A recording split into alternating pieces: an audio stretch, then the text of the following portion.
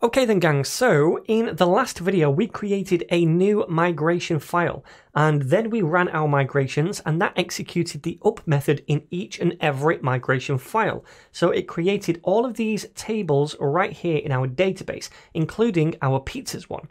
Now in this lesson what I'd like to do is show you a few more migration options using Artisan to do things like rolling back a migration or resetting them. So then first, what if I try to migrate everything again? So if I say PHP artisan migrate, what's going to happen?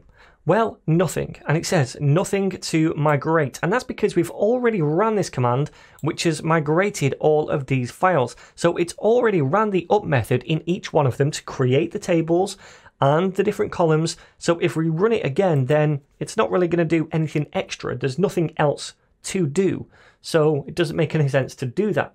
But there are quite a few other things that we can do as well. So what I'm going to do is say PHP Artisan and then press enter. And this is going to show us all of the different things that we can do with Artisan. So we want to find migrate first of all. And notice we have all of these different options on migrate. So we've already seen rollback, and that rolls back the changes of the last database migration that we did. So we migrated all of these. So if we ran rollback now, it would run the down method on all of these. And it's only the last set of migrations we did. So if I was now to create another migration file and then run PHP artisan migrate again, it would just run that one new migration because it's already ran these four, right? Then if I did migrate roll back, it would only roll back the latest migration I did, so that new file, and these wouldn't roll back here, okay? So that's what rollback means. Just go back one step, one migration.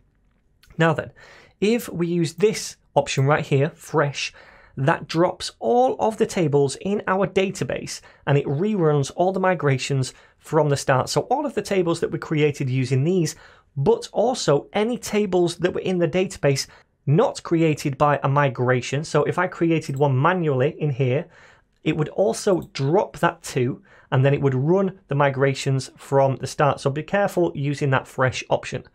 This one right here, refresh, is similar.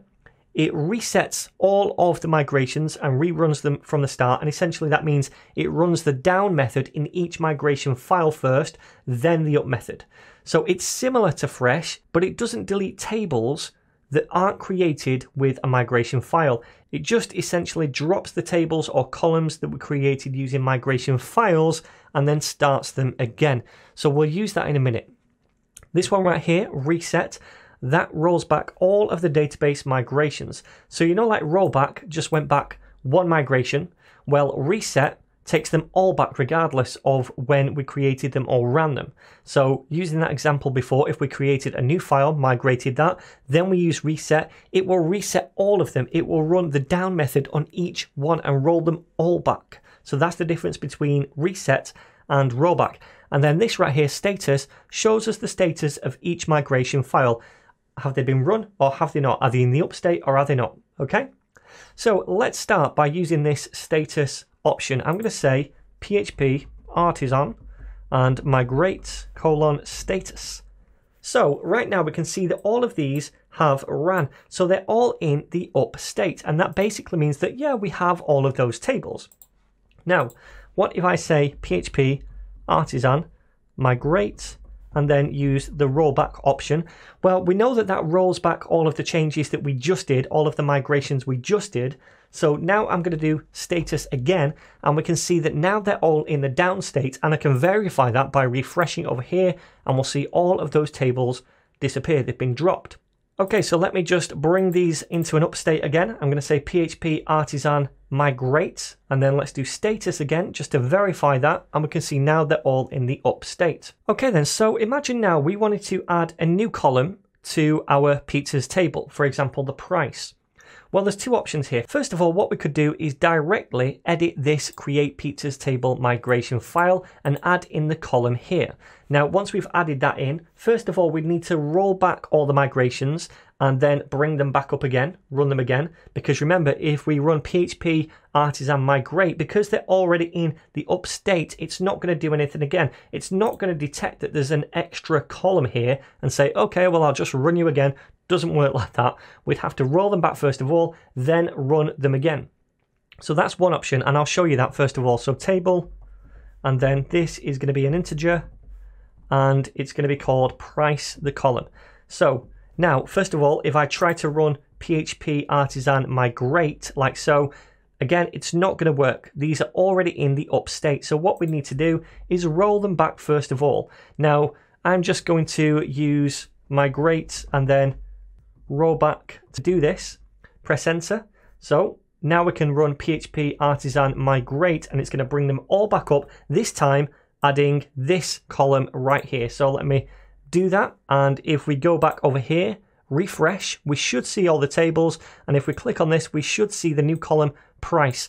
So that is the first option right there, but this is actually quite dangerous to do if you're in production. Remember, what we did is we added this column, then we rolled everything back first of all, and what that did was delete all of our databases. So if you're in production and you have a shed load of data in your database, then you're going to delete all of that data in those tables because we rolled back. So that's not really the best thing to do. This is okay when you're in development, as we are, but in production, probably not the best approach unless you want to really piss off your boss. So let's first of all comment that out. We don't want to do that anymore. Now, the safe option, if you're in production, is to create a new migration file for the new column that you want to add. So before we do that, I'm actually just going to say PHP artisan migrate and then use refresh, just so we can roll back this change and run them all again, so we just have these three columns again. So let me do that first of all, because that was our starting point. And if I refresh over here now, we should see that the price column has gone. So now I'm going to show you the safer option, which was to create that new migration file. Now to do this, I'm going to say PHP artisan and then make migration, and then the naming of this is quite important because Laravel picks up on it, and I'm going to call it add price to pizzas table. So I'm going to press enter, and that's going to create this new migration file for us. And I said that the naming was important because remember when we created this one, create pizzas table, Laravel picked up on that name and it says, okay, you want to create a pizzas table, so I'm going to boilerplate the correct stuff for you here. So it uses this create method to create the pizzas table. Now we've just created one called add price to pizzas table. And again, it picks up on this. And this time, if we scroll down, it doesn't create a new table, it grabs a current table, pizzas, and then we can add the column in here. So we want to add the price column. So I'm going to grab, if I can, this thing right here, cut it from this file and save it. And then I'm going to go over here and paste it in.